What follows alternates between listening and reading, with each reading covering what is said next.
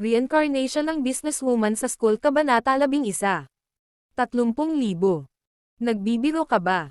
Bibigyan kita ng 50,000, dalaga. 60,000, bid ng isa pang lalaki. 70,000. Suriin ang pinagmulan ng impormasyong ito, na malalim na nakaugat sa N0V, Elban. 80,000. 120,000. Nagulat na naman ang lahat. Masyadong marami ang 120,000 para sa isang asul at puting porselana na Pulse Heiress mula sa Ming at Qing Dynasty. Nagulat din si Guning. Ito ang unang pagkakataon na magbenta ng antik. Alam niyang mahal ang mga antigo, ngunit ang presyo ay isang malaking sorpresa sa kanya. Naisip niya na 40,000 ay sapat na, dahil ang kapangyarihan ng Pulse Heiress na ito ay hindi malakas. Ito ay hindi masyadong hindi dahil ito ay may maikling kasaysayan.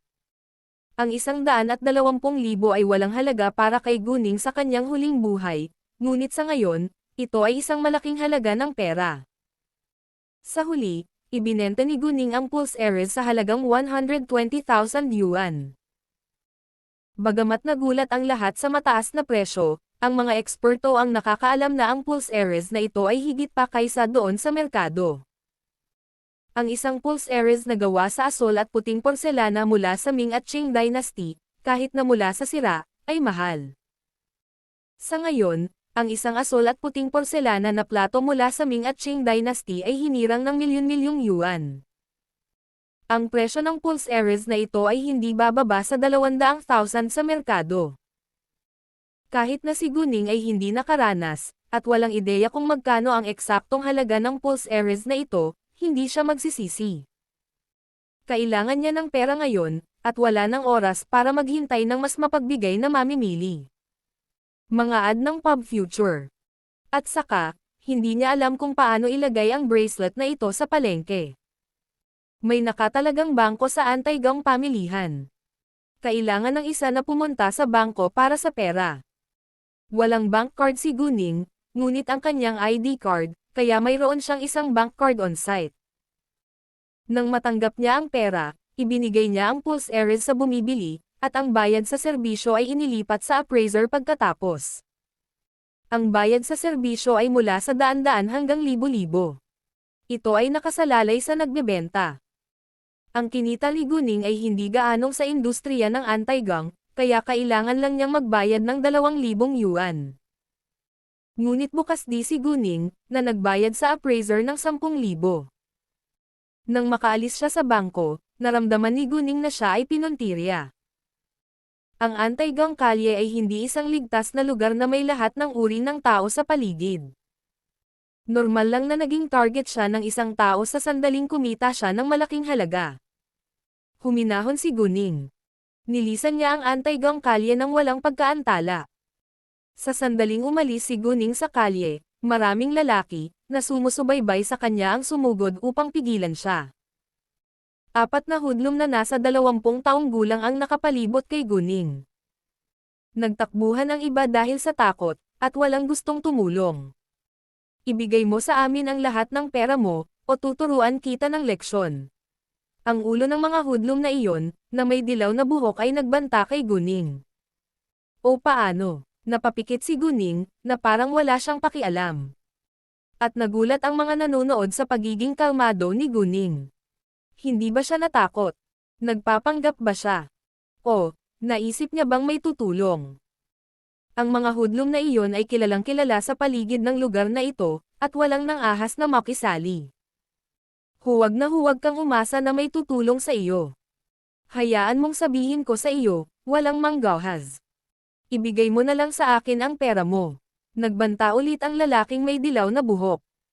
Alam ni Guning na walang tutulong sa kanya, dahil lahat ay tumakas. Gayunpaman, tiwala siyang madali niyang matatalo ang masasamang tao. Kunin mo mag-isa kung gusto mo. Hinamon siya ni Guning. Ikaw, sabay irita ng mga hudlom na yon. Mga ad ng Pub Future. Malaki. Talunin siya. Utos ng lalaking may dilaw na buhok. Pagkatapos, 2 hudlom ang tumakbo kay Guning, sinusubukang mahuli siya. Ngunit bago sila makalapit sa kanya, sinipal ni Guning ang isang lalaki sa tiyan. Agad na bumagsak sa lupa ang lalaki sa sakit. Pagkatapos, lumingon si Guning sa isa pa, at direktang sinuntok. Ang huli ay nagdusa kaagad. Ang dalawa pang hoodlum ay nabigla ngayon. Ito ay lampas sa kanilang imahinasyon na ang isang teenager na babae ay maaaring maging napakarahas. Bigla na lang, isang batang lalaki na sumugod sa malapit ang sumalakay sa lalaking dilaw ang buhok. Natamba agad ang lalaki. Nakatakas naman agad ang nag-iisang naiwan na nakatayo doon. Sa kasamaang palad, tumakbo siya ng napakabilis upang makilala ang direksyon, at tumama sa isang poste, pagkatapos ay tumalbog pabalik sa lupa. Tumawa ng malakas si Guning sa nakakatawang eksenang ito. Sa sandaling ito, ang batang lalaki na umatake sa hoodlum na may dilaw na buhok ay tumakbo kay Guning. Sabi niya sa pananabik, "Guning, ikaw talaga. Akala ko mali ako. Wow, ang galing mo at madaling natalo ang dalawang lalaki." Kilala ni Guning ang batang ito. Siya ay isang senior mula sa pinakamataas na klase sa kanilang high school. Ang kanyang pangalan ay Moke. Halos 5 feet 11 inches ang taas ni Moke. Siya ay isang gwapo at magandang lalaki. Sina Guning at Moke ay mula sa magkaibang klase. Alam niyang kaklase ni Chinzing si Moke at matalik silang magkaibigan. Alam din ni Moke ang katotohanan sa likod ng relasyon nila ni Chinzing. Ngunit iba si Moke sa kanyang mga kaibigan. Siya ay isang mabuting matuwid na bata, at sinabi pa sa kanya ng palihim na si Chinzing ay hindi niya Mr. Right. Ngunit noon, mahal na mahal ni Guning si Chinzing. Hindi siya makikinig sa iba. Sa pag-iisip niyan, talagang may magandang opinyon si Guning kay Moke. "Maraming salamat, Moke." Ngumiti si Guning kay Moke, at taos-pusong nagpasalamat sa kanya. Kahit na kaya niyang harapin ang lahat ng ito ng mag-isa, talagang tinulungan siya ni Moke. Dapat niyang pasalamatan ito. Si Guning ay isang magandang babae. Siya ay tila ordinaryo lamang dahil siya ay gumugol ng mas kaunting oras sa hitsura. Dahil sa ngiti ni Guning, namula si Moke. "Walang anuman. At sa tingin ko, kahit hindi kita tinulungan, hindi mo kayang saktan ng lubusan." Si Moke ay medyo nahihiya kay Guning. "Anyway, maraming salamat sa pagtulong mo sa akin," sabi ni Guning. Biglang naalala ni Moke ang isang mahalagang bagay. Tumingin siya kay Guning nang may pagtataka, "Oh, narinig kong nakipaghiwalay si Chinzing sa iyo noong Biyernes, at pagkatapos ay naaksidente ka sa sasakyan. Kamusta ka ngayon?" Walang intensyon si Moke na saktan ang damdamin ni Guning. Talagang nagmamalasakit siya sa kanya. Ngunit hindi pa siya nakapunta doon ng personal, kaya narinig niya ito. Naniniwala siyang kasalanan ni Chinzing, ngunit wala siyang karapatang makisali sa mga personal na relasyon ng kanyang kaibigan. Reincarnation ng businesswoman sa school Kabanata 12. Medyo nagbago ang mukha ni Guning, ngunit hindi dahil kay Moke. Alam niyang nagmamalasakit si Moke sa kanya. Kaya naman tinanong siya ni Guning para masaya, "Mukha ba akong nasa masamang kalagayan?" Napatulala si Moke. Si Guning ay ganap na maayos at maayos. Parang walang nangyari sa kanya. Hindi niya magagawang itumba ang dalawang matanda. Magaling iyan, at ngayon alam mo na kung anong klaseng tao siya. Kaya, sinadya ni Moke na sabihin kay Guning na isuko ang anumang ilusyon kay Chinzing, ngunit naisip niya na hindi niya iyon gawain. Hindi na mauulit. Sumuko na ako kay Chinzing. Alam na alam ni Guning kung ano ang nasa isip ni Moke. Wala siyang pakialam. Ang sarap marinig iyon, gamaan ang pakiramdam ni Moke. Hindi talaga in love si Moke kay Guning. Naiinis lang siyang makakita ng inosenteng babae na binubuli. Ang link sa pinagmulan ng impormasyong ito ay nasa N0V3 pounds. Gabi na ngayon. Kailangan ko nang umuwi, sabi ni Guning. "Oo naman, bye-bye," sagot ni Moke. Dahil malaki ang kinikita ni Guning ngayon, kaya sumakay siya ng taxi para umuwi. Gusto ni Guning na bumili ng smartphone noong una, ngunit huli na para doon. Ayaw niyang mag-alala si Guman, kaya diretso siyang umuwi. Sa katunayan, tinawagan siya ni Guman minsan noong nasa kalagitnaan siya, habang tumagal si Guning ng 20 minuto bago nakauwi. Ang linya ng taxi ay mas maikli at mas mabilis kaysa sa bus, kaya 40 minuto lang ang ginugol ni Guning sa kanyang pag-uwi. Isang bahaging mas kaunting oras kaysa sa bus. Mga ad ng Pub Future. Nang dumating si Guning sa kanyang tahanan, halos alas 6 na ng gabi. Inihanda na ni Guman ang hapunan. Nandito rin ang pamilya ni Guching ngayon. Dumating sila para bisitahin si Guning dahil kalalabas lang niya sa ospital. Ang tiyuhin ni Guning ay nagngangalang Jiang Shu, at tinawag ng kanyang pinsan si Jiang Xinyo. Bahay ni Ningning. Sa sandaling pumasok si Guning, sinalubong siya ni Jiang Shu at Guching. Tita, Tito at Xinyo, ikinagalak kong makilala kayong lahat, bati ni Guning sa kanila. Ate, ikinagalak din kitang makilala, bati ni Jiang Xinyo kay Guning. Siya ay isang mahihiyain na babae. Si Jiang Xinyo ay 15 taong gulang na ngayon. Siya ay isang mag-aaral sa ikatlong baitang sa gitnang paaralan, at isang tahimik na batang babae na kakaunti ang mga salita. Sa kabutihang palad, hindi siya kasing kasarili ng matandang Guning. Siya ay akademiko at nagkaroon ng maraming kaibigan. Sa mga kabataang henerasyon sa pamilyang Go, si Guning lang ang nagustuhan ni Jiang Xinyo. Para sa natitira, nakita niya ang mga ito. Si Jiang Shu ay 2 taong mas matanda kay Guching, 45 taong gulang, ngunit mukhang mas matanda kaysa sa kanyang tunay na edad. Nagtrabaho siya bilang driver ng truck sa isang construction site. Ito ay isang gawaing paggawa. Si Jiang Shu ay kumikita ng libu-libong yuan bawat buwan. Sa sweldo ni Guching, mas maganda ang buhay nila kaysa kay Guning at sa kanyang ina. Gayunpaman, ang pamilya ni Guching ay nabubuhay pa rin sa isang mahigpit na budget. Hindi sila nakabili ng bahay, ngunit nakatira sa isang paupahang bahay. Kahit na ang CTF ay isang third-tier na lungsod, ang presyo ng bahay ay hindi mababa, lalo na sa downtown.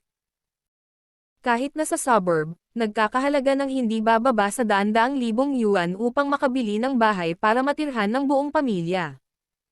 Matagal nang pumanaw ang mga magulang ni Jiang Shu. Kaya hindi na niya kailangang suportahan ang kanyang mga magulang, ngunit napakahirap pa rin para sa kanya na mag-ipon ng sapat na pera dahil sa gastusin sa rente at tuition. Kaya ito ay isang mataas na presyo para sa kanila. Hanggat mayroon silang makakain, damit na isusuot, at makapasok sa paaralan ang kanilang anak, masaya sila. Bagamat ang pamilya ni Guching ay nanirahan sa isang masikip na budget, tutulungan nila sina Guning at Guman tuwing magagawa nila. Noong nasa ospital si Guning, hindi pinansin ng iba pa sa pamilyang Go. Kahit na tinawag sila ni Guman para humiram ng pera, lahat sila ay tumanggi. Tanging sina Guching at Jiang Shu lamang ang bumisita kay Guning. Bukod dito, ibinigay nila kay Guman ang lahat ng kanilang naipon upang matulungan si Guning sa operasyon. Sa kabutihang palad, gumaling si Guning sa dulo. Mga ad ng Pub Future. Ayaw sabihin ni Guning kay Guman na kumita siya ng malaki. Gusto niyang maghintay hanggang sa makabili siya ng bahay. At tiyak na hindi niya makakalimutan ang pamilya ni Guching. Tutulungan din niya ang mga ito na magkaroon ng magandang buhay kapag yumaman siya sa hinaharap. Sa pag-iisip niyan, biglang ibinuka ni Guning ang kanyang bibig, nanay, tiya, at tito. Ipinapangako ko na hahayaan kitang mamuhay ng magandang buhay kapag naging matagumpay ako sa hinaharap. Nagulat ang lahat kay Guning. Hindi mahalaga kung ito ay magiging totoo o hindi, nakaramdam sila ng saya na nagmamalasakit si Guning sa kanila. At si Guning ay lumaki pa lang, ang kanyang hinaharap ay hindi pa rin mahuhulaan. Malaki. Maghihintay tayo hanggang sa dumating ang araw. Ningning, naniniwala kami na maaari kang maging matagumpay. Eksakto, naniniwala kaming lahat sa iyo. Naantig sina Guching at Jiang Shu, at sabay na pinasigla si Guning. Pagkatapos ay nalaman ni Guman na nagbago si Guning. Mas outgoing siya ngayon kaysa dati. Dahil mahal na mahal nila ang isa't isa bilang pamilya, naging masaya sila noong araw na iyon. Nakahiga sa kama bago matulog, inilabas ni Guning ang kanyang mga notebook para basahin. Kahit na si Guning ay isang mahusay na estudyante sa kanyang nakaraang pagkakatawang tao, ngunit hindi sapat na mahusay. Mas mahirap para kay Guning sa pagkakatawang tao na ito na makapasok sa kolehiyo. Kaya, kinailangan ni Guning na gumugol ng mas maraming oras at lakas sa pag-aaral. Binuksan niya ang kanyang mga notebook, binasa ang mga ito ng 10 linya sa isang tingin. Ang nilalaman ay lahat ng malalim na nadadala sa kanyang isip. Ang Jade Eyes ay talagang pambihira. Ang ikalawang araw ay Lunes. Tinawag na ni Guman ang punong guro ni Guning para sa ilang araw na bakasyon dahil sa kanyang aksidente. Bagamat maayos na si Guning ngayon, gusto pa rin ni Guman na manatili siya sa bahay. Ngunit iba ang paniniwala ni Guning, gusto niyang pumasok sa paaralan. Sumang-ayon si Guman sa dulo. Nakatagpo ni Guning si Xiao Feifei kahapon. Ayaw niyang malaman ang kanyang punong guro na gumaling na siya ngunit ayaw niyang pumasok sa mga klase. Walang pakialam si Guning sa mga paghihirap. Ayaw na lang niyang magkaroon pa ng gulo. 6:50 AM ang unang klase. Tumagal si Guning ng humigit kumulang 20 minuto bago makarating sa kanyang paaralan sakay ng bus. Karaniwan, bumangon si Guning ng alas 6 ng umaga. Nagtrabaho si Guman ng alas 8:30 dahil hindi kalayuan ang pabrika. Inabot ng kalahating oras si Guman papunta sa trabaho, kaya umalis siya ng bahay ng 7:40 AM. Kaya, para mas makatulog si Guman, hindi kailanman kumain ng almusal si Guning sa bahay, ngunit kumain ng 3 sa kanyang paaralan. Umuwi lang siya nang matapos ang huling klase. Reincarnation ng businesswoman sa school Kabanata 13. Si Guning ay may lingguhang allowance na 100 yuan. Ito ay hindi gaanong, ngunit para kay Guning ito ay marami. Nang umalis si Guning sa kanyang tahanan, binigyan siya ni Guman ng 100 yuan. Bagamat maraming pera ngayon si Guning, ayaw niyang malaman iyon ng sinuman. Kinuha niya ang pera mula kay Guman gaya ng dati.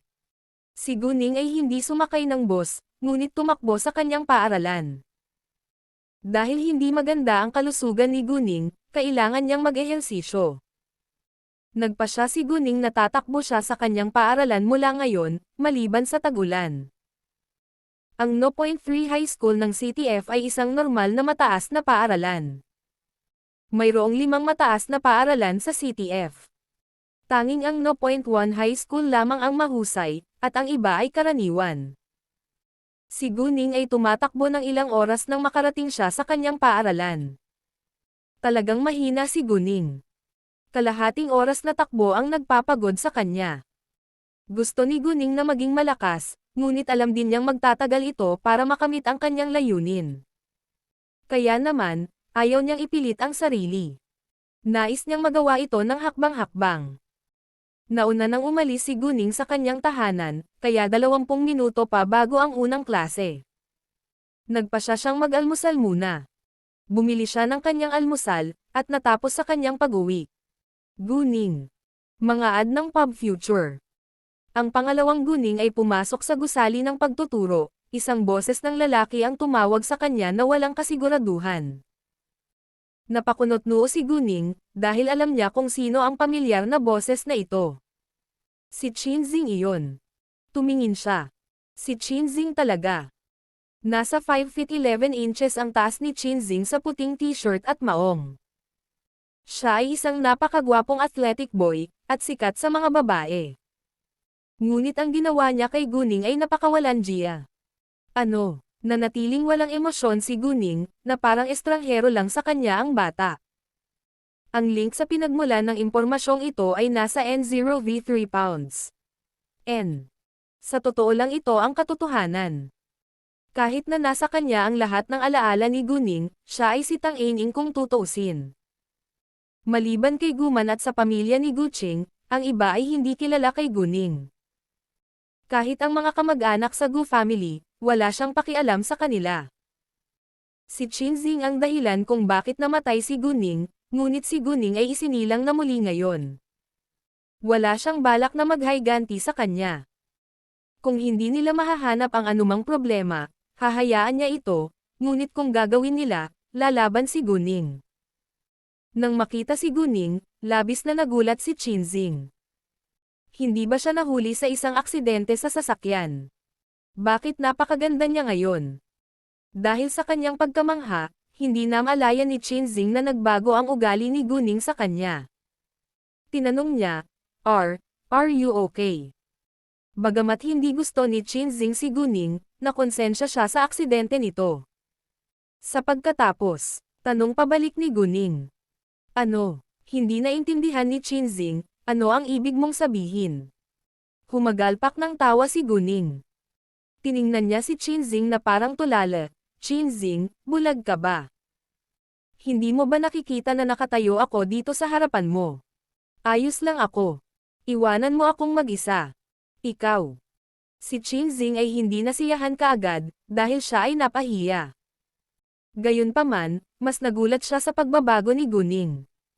Siya ay napakatapang at prangka ngayon, na lubos na naiiba sa lumang tahimik na nakakusa sa sarili na si Guning. Dahil ba ito sa aksidente sa sasakyan? Malaki ang pinagbago niya. Mga ad ng pub future. Oo, ang kaluluwa ay ipinagpalit, at ang pagkatao ay nagbago rin. Ano? Mahinahong sabi ni Guning, na parang hindi siya sinigawan. Bravo! Isang malakas na boses ng babae ang narinig. Ang mga walang hiyang taong iyon ay nagtatayo ng kanilang kaligayahan sa pagdurusa ng iba, at ipinagmamalaki pa nila iyon. Naka-school uniform ang babae na may mahabang straight na buhok. Siya ay may napakagandang mga tampok na may malaking bilog na mga mata, makapal na labi, at mukhang cute. Pero iba ang ugali niya sa itsura niya. Siya swaggered sa ibabaw sa abrasive manners. 10 minuto ang layo mula sa unang klase. Maraming estudyante ang naglalakad sa loob. Nakatawag ng pansin ang mga salita ng dalaga. Kilala si Chinzing sa kanilang high school dahil sa kanyang kagwapuhan, mahusay ang pagganap at mayamang pamilya. Ngunit, lahat ng iyon ay nasa mata ng iba. Ang malalapit niyang kaibigan lang ang nakakaalam kung ano talaga ang gusto niya. Kung siya ay tunay na mabuting bata, hindi niya sana hinabol si Gu Xiaoxiao sa kondisyon na saktan ang isa pang inosenteng babae. Gayunpaman, lahat ng mga nanonood ay nakatayo sa gilid ni Chinzing. Hindi sila naniniwala na ang nangyari sa pagitan ni Chinzing at Guning ay immoral. Akala nila ito ay kawili-wili sa halip. Si Moke lang ang nagbabala kay Guning. At walang iba, maliban sa kanila, ang nakakaalam ng katotohanan tungkol sa nangyari. Hindi pinayagan ni Chinzing si Guning na sabihin sa iba, dahil ito ay isang laro mula sa simula hanggang sa katapusan. Kung may ibang nakakaalam na si Chinzing ay may kasintahan na tulad ni Guning, na mahirap, mapagpas siya sa sarili at mahina sa pag-aaral, siya ay mapapahiya. Chu Peihan, ikaw. Nena si Chinzing habang ang mga tao ay nalilito. Gusto niyang makipagtalo pabalik, ngunit hindi niya alam kung paano. Alam niya sa kanyang puso na may nagawa siyang masama. Sa kabilang banda, medyo napakunot ang noo ni Guning nang marinig ang pangalang, Chu Peihan. Alam niyang sikat ang babae sa school. Ngunit ang batang babae ay hindi sikat sa anumang bagay. Palagi siyang nahuhuli sa mga klase, kasama sa mga away at iba pa. Nakatanggap siya ng hindi mabilang na mga babala. Normally, mapapatalsik sana siya, pero napakagaling niyang mag-aral at laging top 40. Bukod dito, siya ay mula sa isang makapangyarihang pamilya, kaya hindi siya natatakot na matiwalag. Huwag ka kasing magalit. Hindi ko naman tinawag ang pangalan mo. Tinuwanan ni Chu Peihan si Chinzing. Reincarnation ng businesswoman sa school Kabanata 14. Dahil sa mapagmataas na ugali ni Chu Peihan, nagalit si Chinzing. Pero hindi siya nakaimik, dahil hindi naman talaga tinawag ni Chu Peihan ang kanyang pangalan. Alam ni Chinzing na hindi isang matalinong desisyon ang manatili dito ng mas matagal. Ngumuso siya, pinandilatan si Chu Peihan, at binigyan si Guning ng isang komplikadong sulyap, pagkatapos ay nawala. Ha, akala ko matapang siya. Isa lang siyang boring na duwag. Nay na si Chu Peihan nang umalis si Qinzing. Sa totoo lang, hindi pa nakakalayo si Qinzing. Narinig niya ang bawat salitang sinabi ni Chu Peihan. Naiirite siya, ngunit sinubukan niyang pigilan ang kanyang galit. Kahit na hindi sikat si Chu Peihan sa anumang bagay, nagustuhan siya ni Guning. Akala niya isa siyang mabait at nakakatawang babae. Kahit papaano, naging totoo si Chu Peihan. Hoy, ito ba ang lalaking minahal mo? Anong pagpipilian? Tinaas ni Chu Peihan ang kanyang kilay na may paghamak. Ang dahilan kung bakit alam ni Chu Peihan ang lahat ay dahil nakita niya ang eksena noong nakipaghiwalay si Qinzing kay Guning. Bagamat lubos siyang hindi sumang-ayon sa ginawa ni Qinzing, hindi siya interesadong makisali. Siya ay nanindigan para kay Guning ngayon dahil sumang-ayon siya sa bawat salitang sinabi ni Guning kay Qinzing. Well, sa palagay ko ang bawat babae ay makakatagpo ng isang masamang lalaki kapag siya ay bata at pipi, biro ni Guning. Oo, sigurado, tumawa si Chu Peihan. Nako, malapit na ang oras. Tara na sa classroom. Hindi pinansin ni Guning si Chu Peihan, tumakas. Mga ad ng pub future. Agad na sumunod si Chu Peihan, gusto ko ang sinabi mo, at gagamitin ko ito sa darating. Hindi alam ni Guning ang sasabihin. Nag-enjoy ba talaga siya sa pagmumura? Maging panauhin ko, sagot ni Guning. Ano pa ang mayroon ka? Taos-pusong tanong ni Chu Peihan. Hindi nakaimik si Guning. Wala, sagot ni Guning. Ayaw na niyang maabala pa. Kinagat ni Chu Peihan ang kanyang mga labi, at itinikom ang kanyang bibig. Nag-aral si Chu Peihan sa pangalawang silid-aralan, habang si Guning sa ikaapat na silid-aralan. Nasa iisang palapag ang kanilang mga silid-aralan. Ilang sandali pa ay umakyat na silang dalawa sa ikatlong palapag. Naunang pumasok si Chu Peihan sa kanyang silid-aralan, at nagpaalam kay Guning. Sa ikaapat na silid-aralan ng Baitang Siyam. Sa sandaling pumasok si Guning, naramdaman niya kaagad ang hindi magandang tanawin. Tumingin siya. Si Xiao Feifei ay nakatitig sa kanya sa masamang paraan. Mayroong ilang iba pang mga batang babae sa paligid niya na tumingin kay Guning sa parehong paraan. Si Yang Yulo ay nagbahagi ng mesa kay Xiao Feifei, at ang babae ay umupo sa harap nila na tinatawag na Wu Qingya. Laging magkasama ang tatlong babaeng iyon. Sa katunayan, sina Yang Yulo at Wu Qingya ay mga acolyte ni Xiao Feifei, dahil sinunod nila ang utos ni Xiao Feifei. Kung kinasusuklaman ni Xiao Feifei si Guning, gagawin nila ang parehong bagay. Si Yang Yulo at Wu Qingya ay handa na maging mga acolyte ni Xiao Feifei sa isang kadahilanan. Si Xiao Feifei ay mula sa isang mayamang pamilya, habang sina Yang Yulo at Wu Qingya ay mula sa isang normal na pamilya. Maaari silang magkaroon ng medyo marangyang pamumuhay basta't sinunod nila si Xiao Feifei. Bukod dito, kung sino mang mayamang batang lalaki ang pumili sa kanila, maaari nilang baguhin ang kanilang buhay. Ang pamilya ni Xiao Feifei ay mayroon lamang milyon-milyong kayamanan, at hindi ang napakayaman na pamilya. Ang mga sobrang mayamang pamilya ay magmamay-ari ng daan-daang milyong kayamanan. Kung walang ganoong asset ang isang pamilya, hindi sila matatawag na super rich. Mga ad ng pub future. Ngunit sa mata ng mga normal na tao, sapat na mayaman ang pamilya ni Xiao Feifei. Ang no.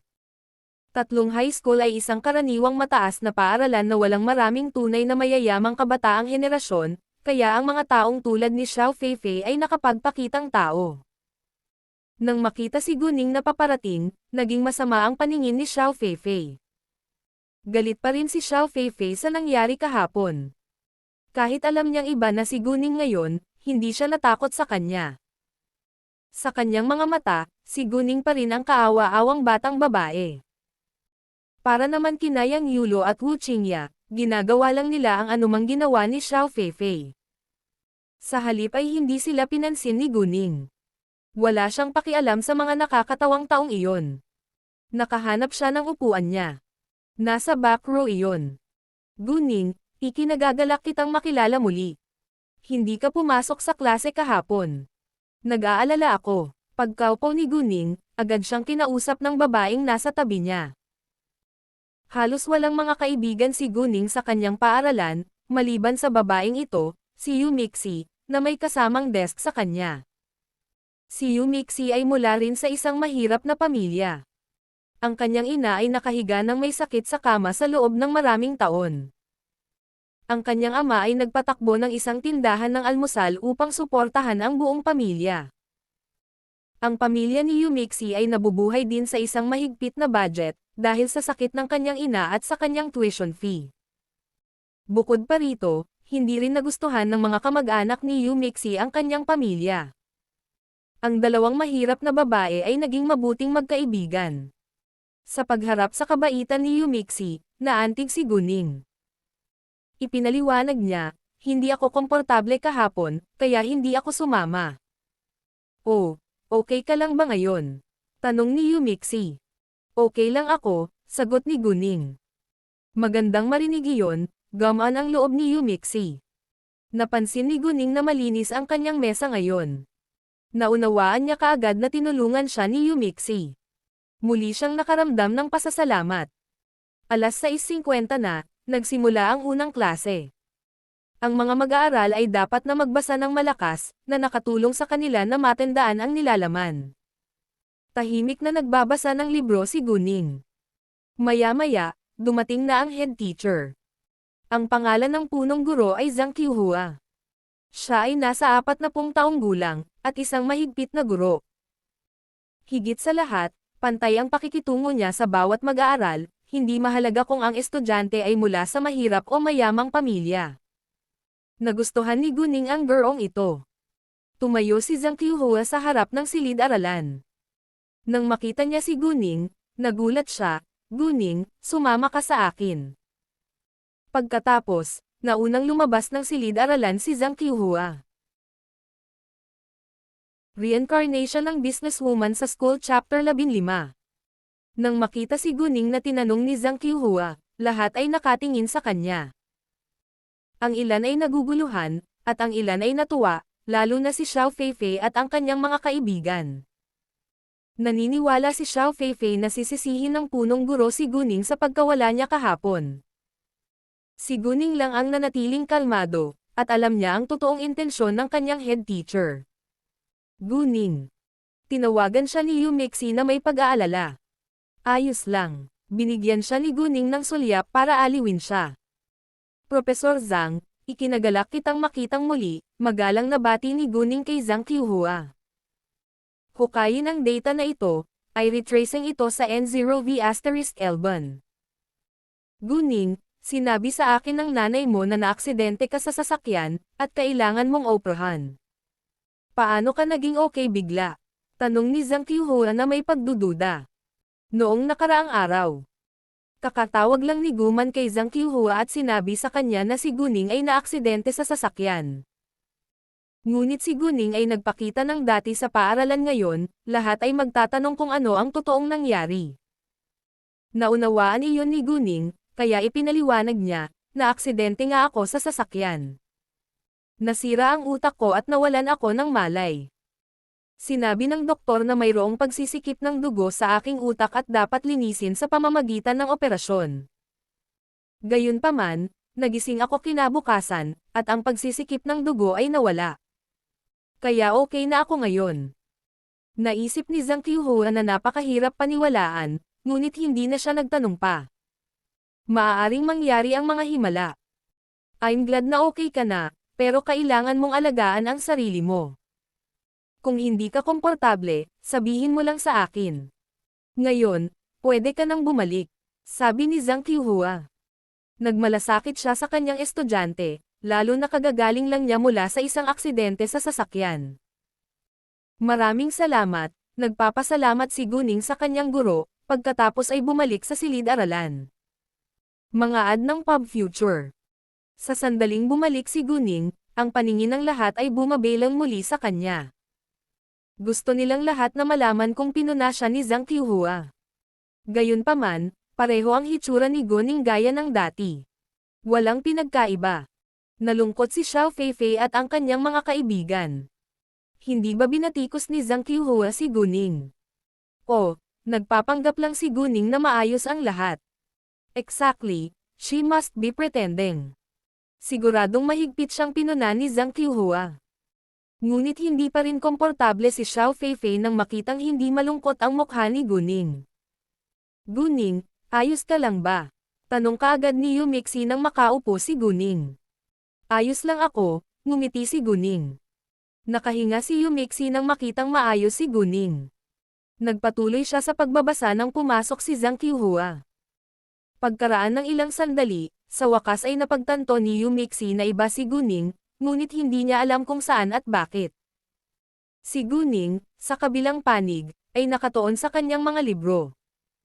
Mabilis siyang nagbasa at nag-flip, dala ang konteksto sa kanyang isipan. Paminsan-minsan ay pinapansin ni Xiao Feifei si Guning. Nakita niya kung gaano kabilis magbasa ng libro si Guning.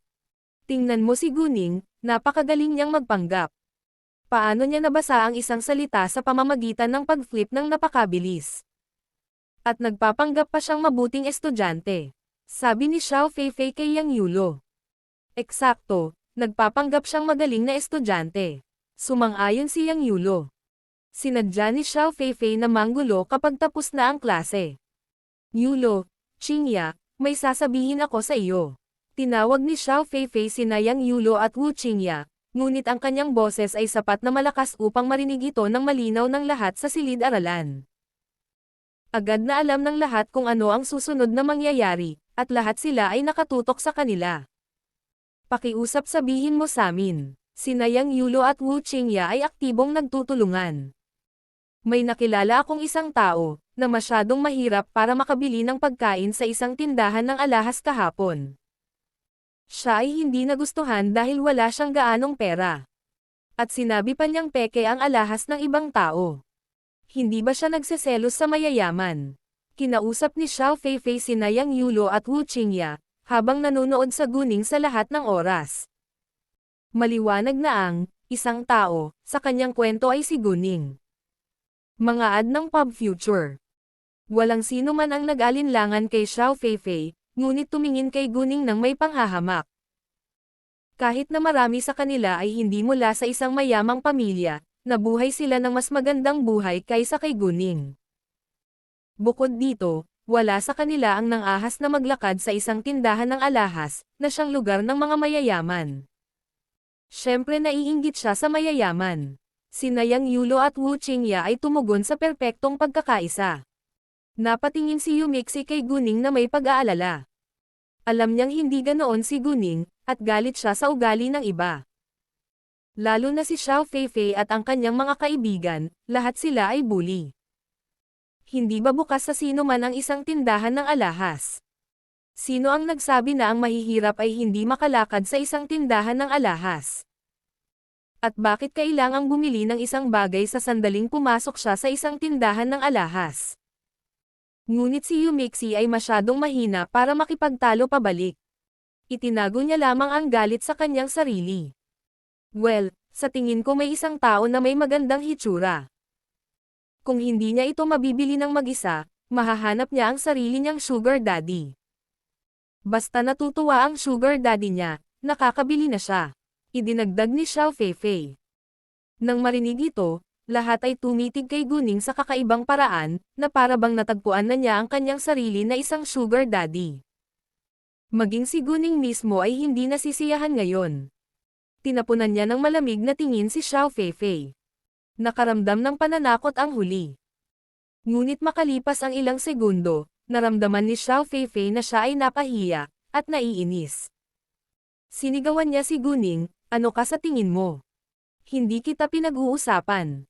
Kung papayag kang umamin, maging bisita ka. Oh, inamin ko na ba na ako ang tinutukoy mo? I'm just curious bakit nakatingin ka sa akin habang nagkukwento ka. May crush ka ba sa akin? Sorry to tell you, lalaki lang ang gusto ko. Seryoso ang mukha ni Guning habang nagbibiro. Haha. Haha, haha. Tumawa ng malakas ang lahat, na nagpahiya kay Xiao Feifei. Hinampos niya ang desk nang biglang sumigaw kay Guning, Guning, tumahimik ka. Literal na walang hiya ka. Hindi kita gusto. Kung maglakas loob kang uulitin, lagot ako sa bibig mo. Habang sinasabi ito, si Xiao Feifei ay tila handa na siyang lumaban. Guning, isa kang walang hiyang babae, at layuan mo si Feifei. Tinulungan niyang yulo si Xiao Feifei, at pinandilatan si Guning. Eksakto, Guning, paano ka naging napakawalandiya? Sinundan ni Wu Qingya ang isang masamang mukha. Guning, tawag sa kanya ni Yu Meixi na may pag-aalala, sinusubukang pigilan siya sa pagtayo laban kay Xiao Feifei. Ngunit bago pa niya ito masabi, pinigilan siya ni Guning sa isang sulyap. Alam ni Guning na nag-aalala si Yu Meixi sa kanya, ngunit iba na siya ngayon. Hindi na siya natakot kay Xiao Feifei. At gusto niyang harapin ang kanyang mga isyu ng mag-isa.